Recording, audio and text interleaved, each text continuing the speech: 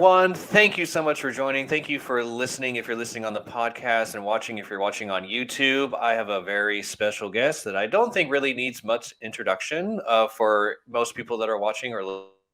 He is, of course, Chris Sewall, Mr. Baseball card collector, investor, dealer, in that order. I almost got it wrong.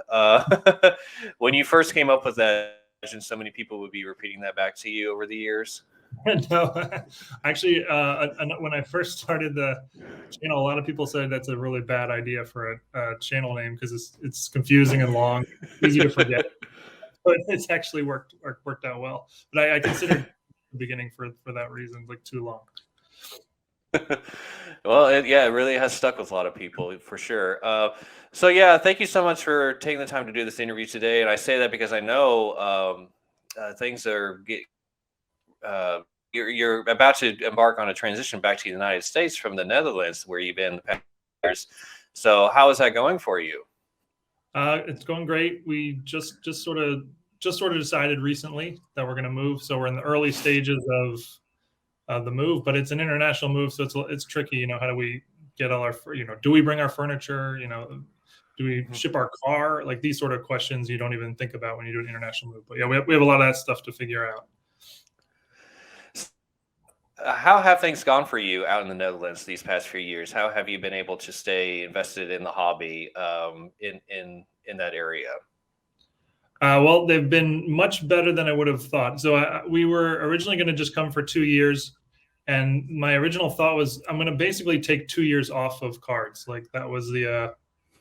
I mean, I wasn't going to take it off. I was going to still play on eBay stuff, but like, yeah, it's not going to be the central part of my life for 2 years, just to try something else. I quickly realized I didn't want that. So about a year in, I decided to start the channel, and the channel has been the absolute connection to the hobby the last 3 years, 3 years or so. But I still fly in regularly to go to shows and stuff. But yeah, that's basically the channel is the answer. That's how I've stayed connected. No. Yes. So I know kind of a background in film. And you kind of combine that with just being out in the Netherlands, wanting to stay active in the hobby, and that's how you kind of got your channel started, correct? And then what was it that kind of just made you go, you know what? I think I want to keep on doing this and just keep putting out content on a regular basis. You mean, like, how did I come up with the idea to start the channel? Yeah, and was there a particular point in time when you know what, this is actually kind of catching on, so maybe I should keep doing this on a regular basis? People seem to be really really positively interacting with this. Yeah. Well, so I really kind of, the first year I was here, I was just like, okay, I basically have some time to figure out if there's something else I enjoy. I tried like day trading stocks for a little while. That didn't really do it for me. I considered opening up a store and trying to, run some sort of merchandise store, but it didn't really go. And at some point, I saw some YouTube channels about, there's a chess YouTube channel randomly. And there was just a guy on there who once a day got on, talked about chess for 15 minutes, reviewed a game, and then, that's all he did once a day. And I was looking at it and I was like, yeah, he clearly loves chess. And I was, it took him less than an hour a day. And I looked at the number of views he was getting, and I did a little math, and I was like, wow, this guy is, doing really well. And all he has to do is talk about chess once a day. So I was like, well, I could start a channel. And I didn't realize at the time how many channels there already were in sports cards. But I just started the channel, and I said, I'm going to do this for 6 months, no matter what, even if it's not working. I'm going to give it full 6 months and then reevaluate. But I sort of never had to reevaluate, because by 6 months it was going strong. At 3 months or so, it was really hadn't really gone anywhere. 3-4 months in or so, I think. So there was a point where I was like, this probably won't make it, but I am going to give it the full 6 months. And then by the time 6 months rolled around, it was really it had hit an upswing. So I just kind of, at that point, I never considered stopping. Yeah. Do you remember if there was a particular video, or if you just think it was just sort of that time period, just being at the right point, right time, that kind of gave you a big uptick in views and subscribers? Yeah, well, I definitely think I got very lucky with the timing because I started right as COVID started. I think that was the Yeah. perfect time to start a channel. Just everyone was stuck at home, you know. That's also right when the card boom happened. So I was timing wise, I think I got very lucky. But yeah, there were a couple of videos that really were big jumps up. The first was my first high rollers video. I do a high rollers every Wednesday, just a countdown of 10 10 high sales of the week. And the first one I ever did, that video got like 10 times as many views as I had ever had before on a video. And so I just made that a weekly. I just like, well, I'll just make this a weekly thing, and that sort of was the first big jump for my channel. The second big one was when I told a story about a collection I had purchased. I can't even remember which one was first, but I just told a story. I had the financials because I had done it with a Hmm. partner, so I kept all of them on an Excel sheet, showed those at the end, and people absolutely loved that. And that one was like, that one got like 10, 20 times as many views as I had ever had before. So then I just, luckily I had 10 or 15 of those, and I would crank one of those out every few weeks. And those were the two big notable jumps in my channel, I'd say.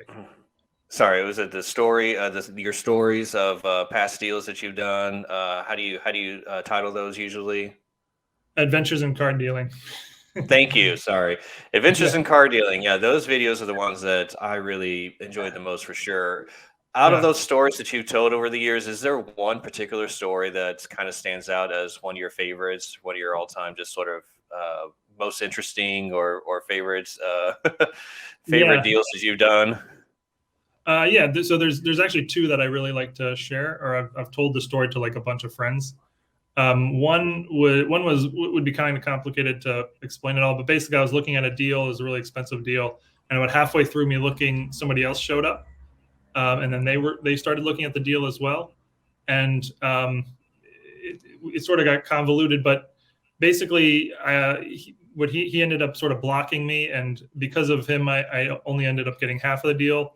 But what he did was very strange because he actually had no idea what he was doing. He just sort of had watched like a Pawn Stars episode recently and showed up to this random card deal and ended up buying thousands of dollars worth of cards, even though he had no idea what he was doing. And anyway, that's one of them. But the other one, my favorite story to tell, is one where I showed up to a guy's like office, and he was a very intimidating guy, and very like strict and very wealthy, clearly. But he had just a pile of not very valuable cards, and I was very intimidated because he was like staring me down. And at some point, I made an offer, and it was just like a few $100s, and he was like, "Get out of here!" And I was like, "Okay," and I just like immediately left because I was really so uncomfortable at how intimidating he was, and he interpreted that as a negotiating tactic by me. And he called me back immediately, like a minute later, and told me to come in and said I could have the cards. And he started complimenting my negotiating skills. And that was not negotiating skills. I just wanted to get out of there. So, those are two I like to tell. Yeah, so you've gone on, you've bought collections for quite a while now. Have you noticed it being easier or perhaps more difficult due to COVID and due to more people having knowledge, easier access to knowledge in terms of what cards are actually worth? I think a lot of people can pretty easily now figure out if they're not looking at eBay comps, they can use like an app like Card Ladder or Alt or just something else to at least get a good general idea of what their cards are worth. Has that made things easier, or maybe it's made it more difficult because maybe still people are a little too too stringent on their comps and makes things perhaps a little bit more difficult now? I wouldn't say that's changed much in terms of difficulty. Like I've always shown people comps if they wanted, like even before it was sort of a Hmm. standard. Um, and yeah, so to me that hasn't changed. And maybe I would even say it's made it better because it's there's more. A lot of people are very skeptical of dealers, whether they should or should not be. But now I have a lot more data. I can say, look, here's 10 sales that happened in the last week. That's what it's worth, and that's why I can pay what I can pay. And they can be happy with that or not. But it's a lot more clear. Like whereas in the past, if there wasn't a whole lot of data, I might say, this card's worth $100 and I can pay you this, but they'd say, well, I think it's worth way more than 100, and I wouldn't really have as much data to sort of show, prove that. So I would say it's actually made it easier in a sense, because it certainly never changed like my approach to what I'm going to pay for collections. So, the one thing that has gotten a little harder is that because the card values have dropped so much in the last couple of years, especially modern, a lot of people today are sort of overvaluing their collections a lot because they paid a lot more than it's currently worth. So that I've noticed that quite a bit in the last year, let's say. I'm sure. Yeah. A lot of people are still acting like we're in 2021 or even early 2022 with their prices, even when you go to card shows and you still see dealers kind of stick to those prices. It's like, come on. Yeah. It's like, sorry, you can't pay you those prices. Yeah, no.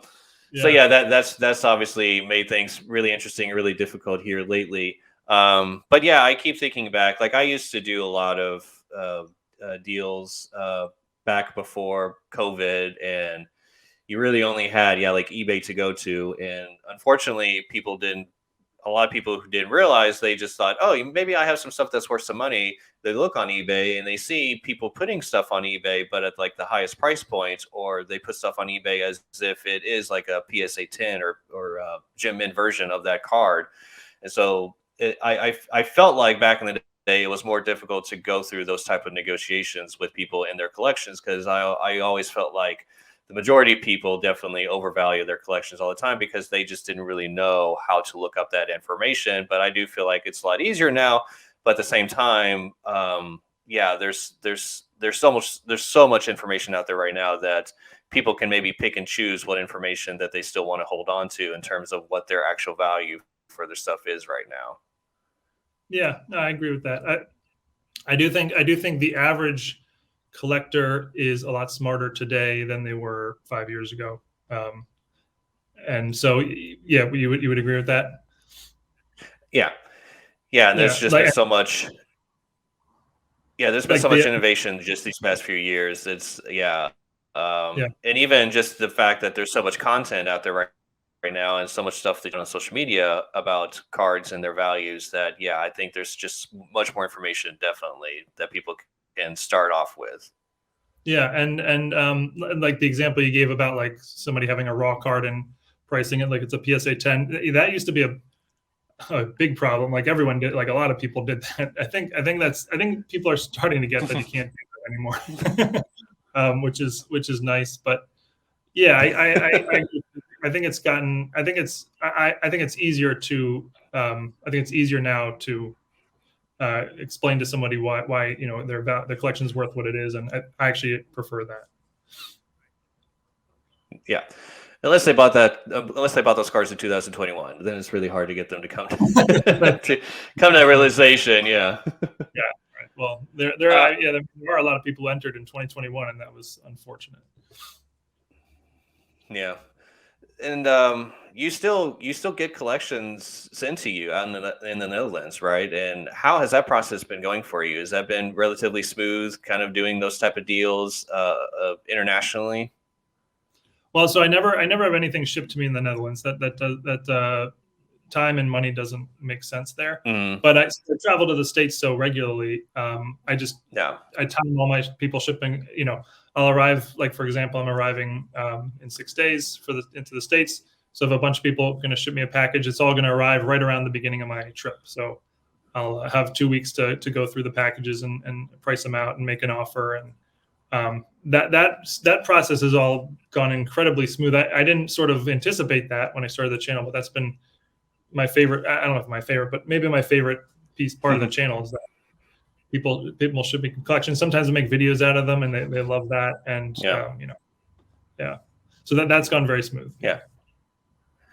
And like I remember you made an announcement on your channel that you're going to go to the Dallas card show a little while ago with your partner in crime, Texas Snowman, Jeremy, right? And so how did that go for you guys, setting up there and just having people come up to you and just present you with I'm sure all kinds of stuff, right? Yeah, I mean, that's like the dream. That's like what I want to do with my life. Is I want to buy cards and buy card collections and play with them and then sell them. That's what that's what if I had infinite money, that's what I would do. So for me, that I've sort of figured out a way to do that and have that be my living is amazing. The Dallas Card Show was very, very fun. That was a while ago. I mean, that was in July, but yeah, Mm. that went very, very well. A lot of people came up. A lot of people just come up and say hi, which is cool. Hmm. Uh, Jeremy loved being recognized, and like he's more of like I'm an introvert, but he's definitely an extrovert. So he loved when people come up and say, "Hey, you're the Snowman," and then he loved that. I mean, I love that too, but he was like, that's like what he wants in life. So that was cool. Yeah. Well, and I really find it fascinating the fact that you were able to find a partner in crime like Jeremy, and how you guys have been able to do so many deals over the years, and how it seems to have just really gone very smoothly with the 2 year old's relationship. I mean, what was how did that kind of get started? And yeah, like what's it like having be your partner in all these deals? Yeah, so I'm very lucky. We met. I mean, we met more than 10 years ago, and it was me buying a deal from him. And he didn't he really at that point he really didn't know what he was doing. So he didn't strike me as like somebody who would be a good partner in the card world at the time. But we did a Hmm. couple deals, and they all went smooth. And then he learned really quick, and I could tell he was really, really passionate about it. And he obviously was. So that quickly changed. And by like deal 3 or 4, it was like, well, you know what? Instead of me selling you and then I'm going to sell you some stuff, why don't we just team up? Um, and it was actually just a sort of a perfect scenario, because he found deals, which was something I didn't really have time to do. He went on Facebook, he made calls, he would make a customer list and follow up with people. And then he had some deep pockets, so he could pay for the deal. And then I was the one who knew how to sell it, because I had been doing that for a while. Had a really strong eBay account, and so it was sort of the perfect team, because we complemented what the other one didn't do as well. And now he's at my level and all that stuff. I'd say but yeah, it's been awesome, and it makes things so much easier, because yeah, you can only do so much as one person, but with two you can do more. I mean, ideally you'd have like a big team of this, but I don't know if that's realistic.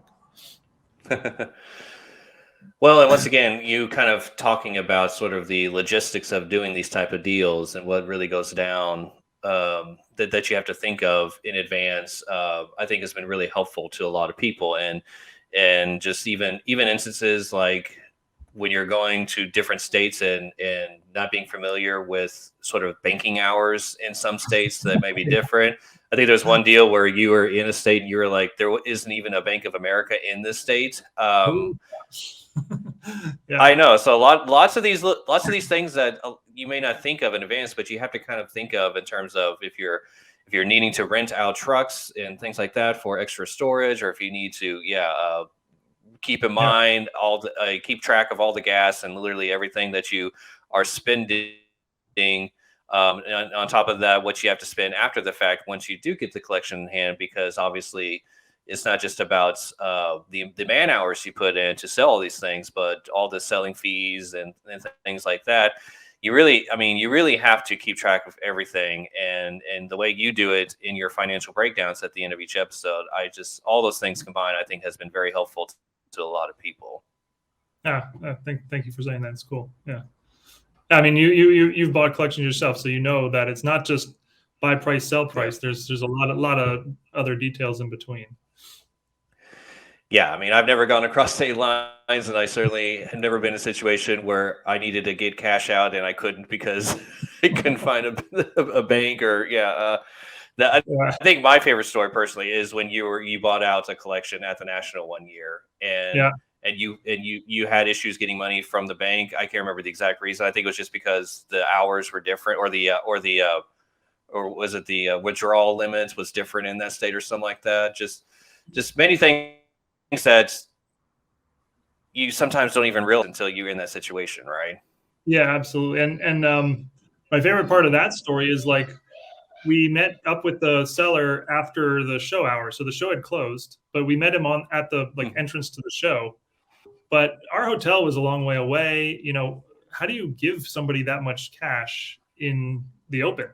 Like we didn't have like a room or something. So we literally went into the car and we're parked in like a busy parking lot and counted out, tens of thousands of dollars. It was a very like bizarre, but yeah, I mean, what else were we going to do? We're going to go to the bathroom and count it out. It's like very, yeah. Almost like you're doing something shady or illegal, right? Oh, yeah. You had to assume we were doing something shady if you didn't know. I even like, was it the comments like, is this the way most of these deals go down or something like that? I think it was like the person's wife said that or something like that. Yeah, well, I mean, usually you have like a booth to do it in or a room or something. This particular time we just randomly didn't. Yeah. And I know you've kept some things over the years from the collections that you've obtained. What are some of your favorite things that you've been able to keep over the years from buying these collections over time? So for the most part, I only keep two types of cards. There's a few exceptions, but for the most part, I just have two pieces of my personal collection. One is Hall of Fame rookie cards. I always keep the best Hall of Fame rookie card I have. Like, so of anyone, Steve Carlton, for example, let's say I have a PSA 6 and I buy a collection and there's a PSA 7 in it. I just replace the 6 with the 7, sell off the 6. So I always just keep the best Hall of Fame rookie card of each player. And then any really unique Cal Ripken cards from the 1990s. Cal Ripken was my favorite player growing up. So those are basically the only two things I keep. There's probably a few other items here and there, but for the most part, those are the two items I keep. Like purely, this is my collection. I'm going to hold on to these. Like, don't intend to sell. I keep stuff as like long-term investments as well, but right. Yeah, I'm talking like purely like personal collection stuff. Yeah. I want to know, one of your investment pieces you have is a LeBron James Topps Chrome rookie black refractor that you picked up way before it started spiking like crazy. So what was that story? And you still have that card, correct? I do, which I shouldn't. If I knew that card, I would have sold it 2 years ago. But yeah, I bought it for $800 from a friend who was a dealer. It was raw. That was like a fair price at the time. I think it was like $1,000. And I sent it to PSA, came back a 9, and it's actually sort of a PC card because it's sort of, I mean, LeBron James will obviously make the Hall of Fame. That's sort of my LeBron James Hall of Fame rookie representative card in my PC, if you will. But yeah, so I just kept it for that reason, I guess. And yeah, it spiked to the moon and then collapsed back down to earth. I'm sure it's worth a lot more than the $800 you paid for it. So you're still doing good. Right. Yeah. In fact, I always love people's stories of like, yeah, well, I bought this in like 2016 and it was like a few $100, and now, shot up like crazy. And I mean, thankfully, I think a lot of us have those stories. I mean, I think if you've been doing this hobby long enough, you'll just almost accidentally stumble into things that wind up just going up like crazy sometimes. And yeah, I mean, obviously COVID was crazy for just about everybody. And I think if you've been doing this for a while, if you've been doing this for, since like 2015 or even or whatever, I think you saw lots of great value in just about anything you picked up during that time period. If you think about those Hall of Famers, whether it's a vintage, highly graded, or if it's like a modern rookie refractor, something like that. I mean, it's crazy what you could get those things for back in the day, like just not that long ago, like back in like 2017 or through that 2018 even. Of course, yeah. I think I bought the LeBron in 2016.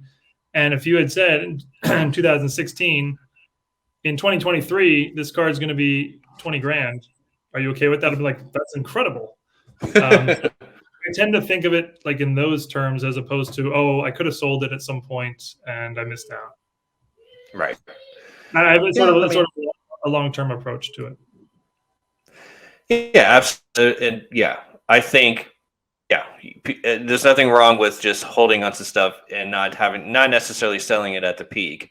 Yeah.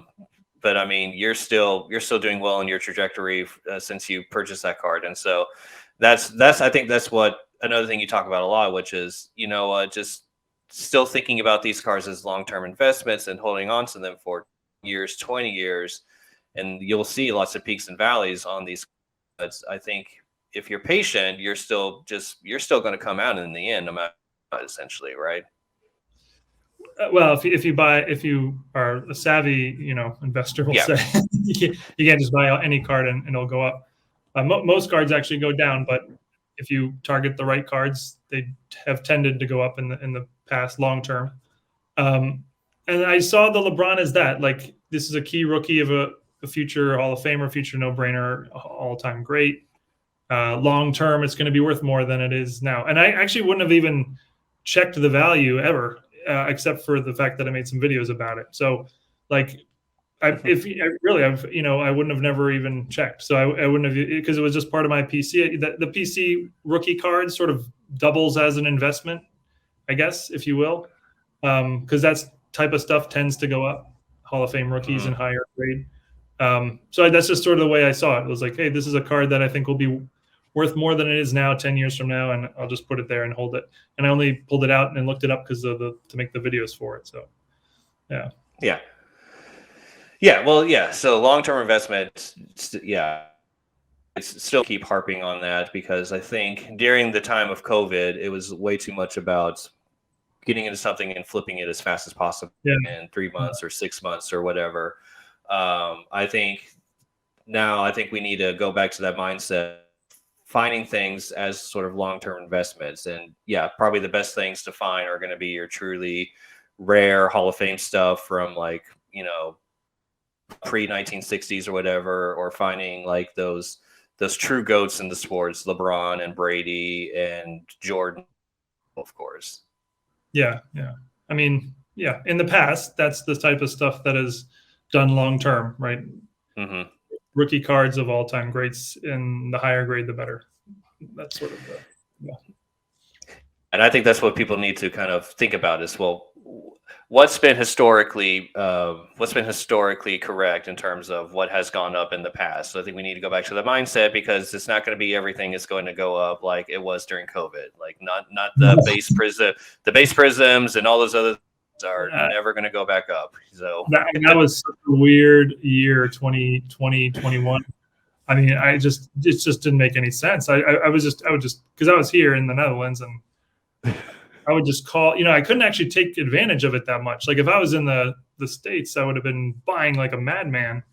But yeah, I would call my dealer friends, and we would kind of like, what is this card? This $2 card is now $50 for no reason. There's a million of them. Why is it? It was incredible. But that's not going to happen. I mean, maybe it will, but I don't expect that to ever happen again. But I also don't expect a big collapse like in the last 2 years to ever happen again. But that was just a correction. I mean, it was a big time correction. Yeah, I mean, when Bobo Prism cards are going for like over $1,000, then yes, the market needed to correct itself, essentially. Yeah. Correct. It needed to correct. Okay, so I wanted to ask you about some of the other things that are kind of your favorites in terms of hobby sets and hobby cards. Obviously, like you said, you're a big Cal Ripken fan, so I'm sure just about everything Cal Ripken will come up in your answers. But are there other things, other sets throughout history, or are there just sort of cards that is sort of at the top of your favorites of all time? Well, there's a lot. So I love. I mean, I was really big into it as a kid. Well, I mean, as a teenager in the '90s. I worked in a card store for 3 years in the late '90s. So the late '90s is sort of my favorite. I mean, I think that's like the most fun era to target, because there's some really nice. I mean, insert stuff is really nice then, and they've gotten quite rare, and but you can still pick them up reasonably. I like the late '90s insert stuff. The '80s is like the worst decade value wise, right? But when I first got into the hobby, I got in the hobby in 1988, 89, somewhere in there. and the '80s was what it was. So that's like my favorite from like a, you know, in my heart, we'll say, is the '80s. But then as I've collected longer, I like the older the better kind of. I like getting way back there. 56 tops is my favorite set design. Yeah.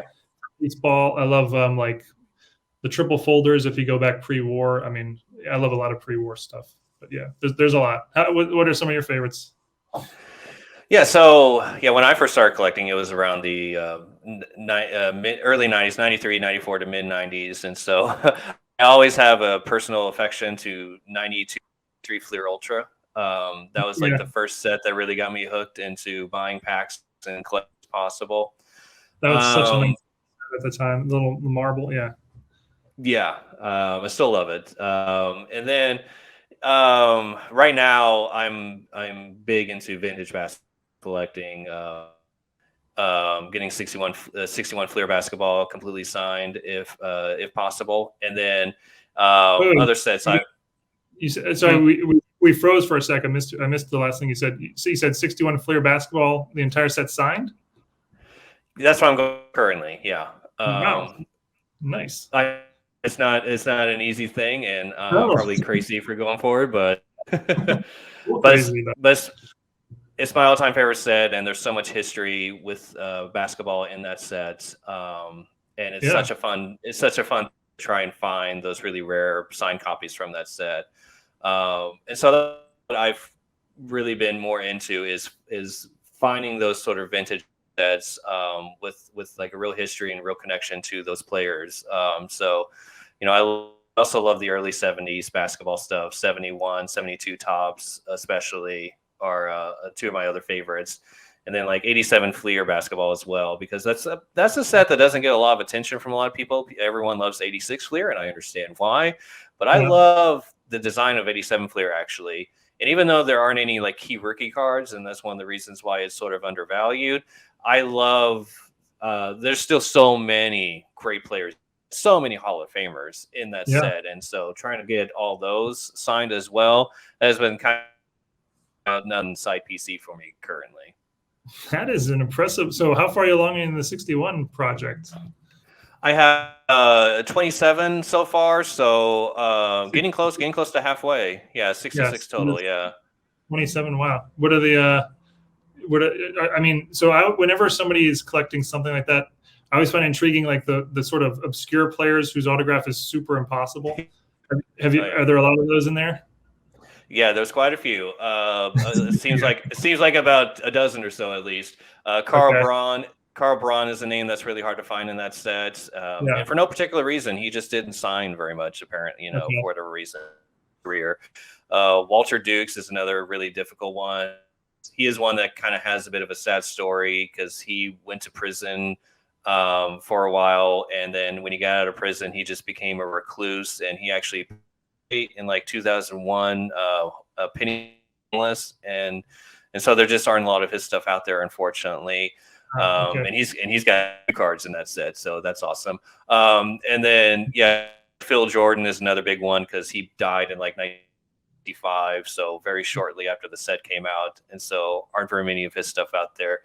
Yeah, and that's what's great about doing those type of set chases is people are familiar with the Bill Russells and Oscar Robertsons and Sure. even Will Chamberlains. And Will Chamberlain is, of course, hard to find, but you really get into the nuances of which ones are very difficult, like really truly rare to find, and the reasons why they're rare, and when they pop up, and you just get this sort of feeling of excitement and adrenaline that you don't find very often. At least I don't find very often anymore in the hobby. But yeah, I really enjoy it for sure. So do you have any of the big, Chamberlain, Bill Russell, Oscar Robertson, Yeah, West? I do have a Bill Russell. I have his base card sign, and I have an Oscar Robertson. I haven't picked up. I definitely don't have a Chamberlain. I wish I did. I wish I could have found a Chamberlain like maybe 20 years ago. That would Yeah. have been nice. Right. And yeah, I'm just kind of waiting for the two Wests until just sort of the right ones come along. There are plenty of his stuff out there. He's been Okay. very good about signing over the years for sure. Well, so are some of the obscure guys like more expensive than Oscar Robertson or Jerry West? I can't imagine they'd be more expensive than Chamberlain, but Yeah, no, not Chamberlain. In fact, yeah, some of them can be more expensive than the Wests yeah, and even the Bill Russells. Like, I am aware of a Phil Jordan that was sold recently, and it wound up going for close to $3,000. Just as an okay, example. yeah, Yeah, I think a lot of those really rare ones tend to go for somewhere between like $2,000 to $5,000. yeah, Yeah, and yeah, I think yeah, that's very common for ones, and sometimes those can definitely go for even more than the Wests and Russells and whatnot from that set. right, right. What, and so is it the same? So you said 87 Fleer you're doing too? Yeah, yeah, 87 Fleer. That's a interesting set because the pop numbers in that set are still very low because I don't think a lot of people have really thought about getting a lot of those cards Yeah, double authenticated over the years, except for like the Jordan and a few others. But even the Jordan one, you can look at the Jordan numbers of signed ones from that set; they're still relatively low comparatively to obviously 86 Fleer.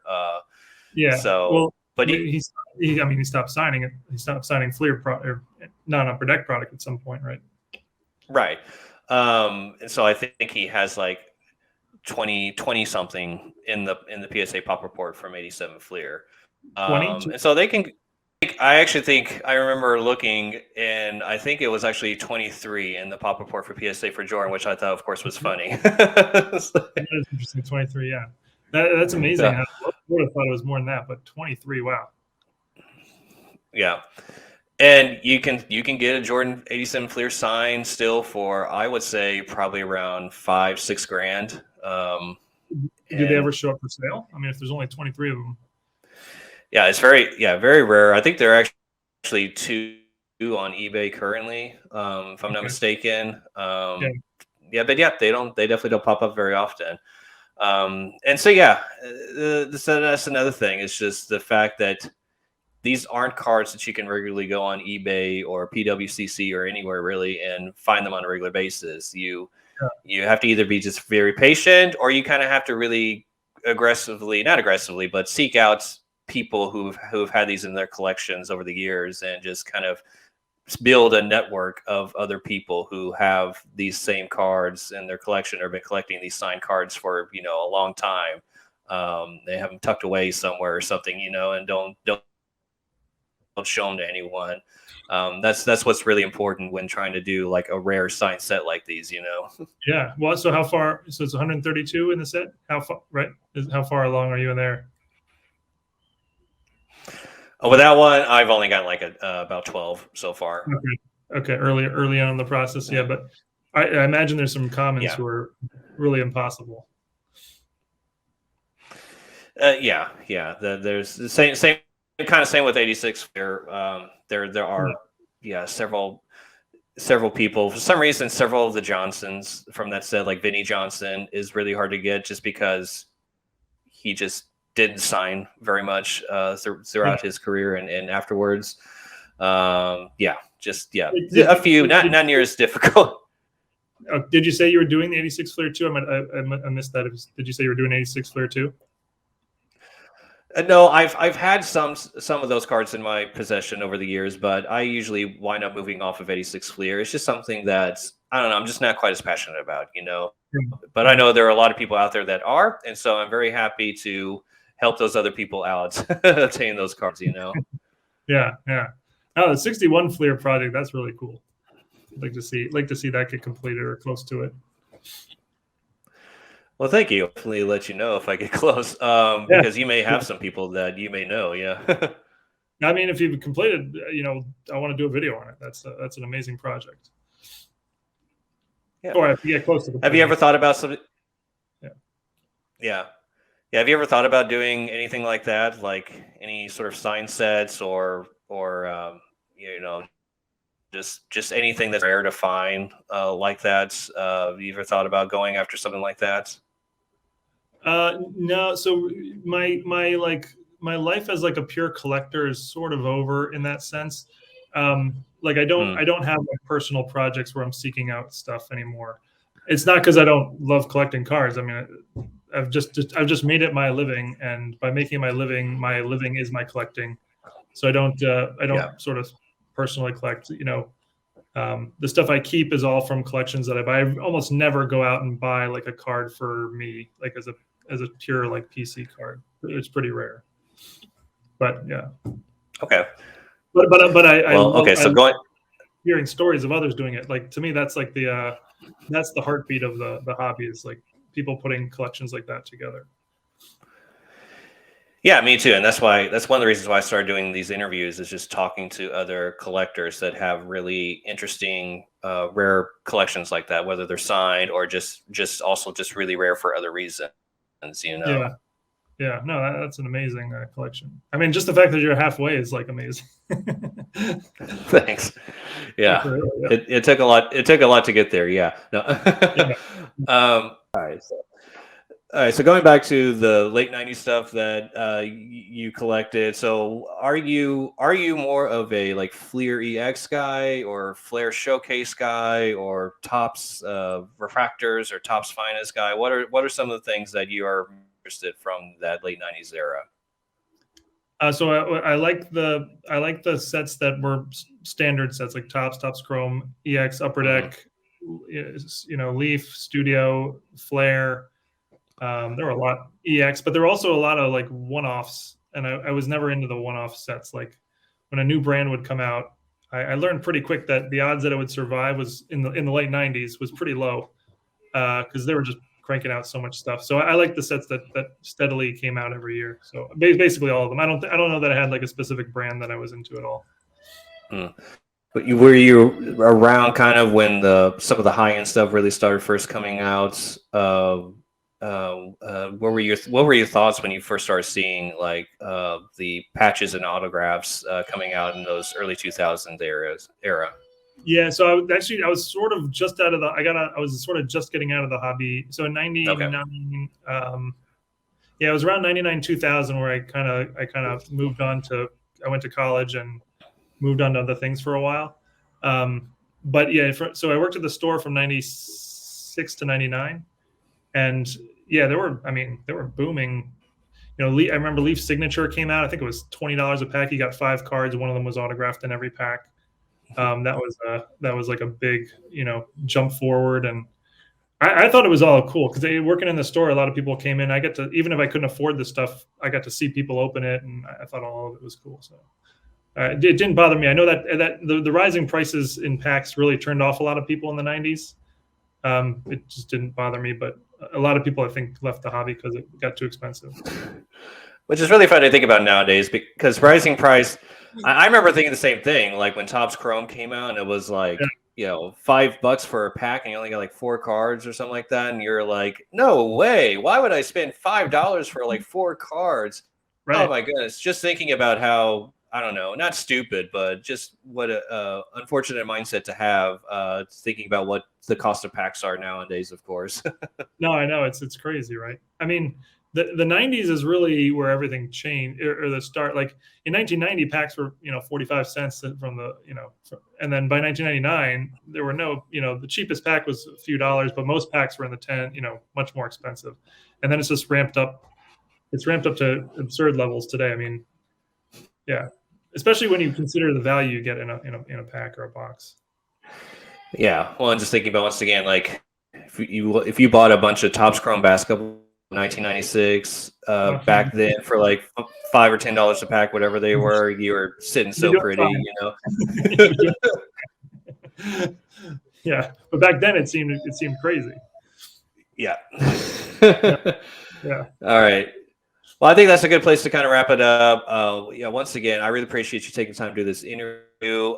Is there anything you want to make sure to mention about things coming up for you? You said you'll be in, is it the Chantilly show here in? Yeah, I'll be at the Chantilly show. It's next weekend, or the last weekend of March. I'll be walking around all 3 days, but I'll be a lot of times at the Huggins and Scott booth. I have a good relationship with them, so I'll be chilling there. And yeah, come up, say hi. Yeah. Yeah, bring me some Awesome. cards if you want to sell some cards. Cool. Do you know if you're going to make out to the national? Because I know you'll be still kind of transitioning back to the United States around that time period. Is that going to kind of overlap? You think you'll be able to go? I'll definitely be at the national. Yeah, I never missed the national. Yeah, Yeah. I haven't missed one in 10 years. No chance I would miss it unless something extreme happened. All right. Are you Well, gonna once be at again, the oh man, I really hope I can. Once again, Yeah. kind of starting to interview, but we'll talk to a bunch of. I really want to go because I feel like I'll just know so many more people if I go to the national this year than before.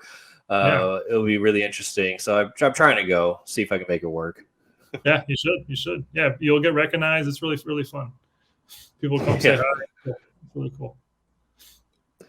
Once again, Mr. Chris Sewall, thank you so much. Obviously, once again, find him as Baseball Card Collector Investor Dealer on YouTube if you haven't already. But like I said, I'm sure most people listening and watching have. Really appreciate your time. Thank you so much. Yeah, thanks for having me. That was really fun.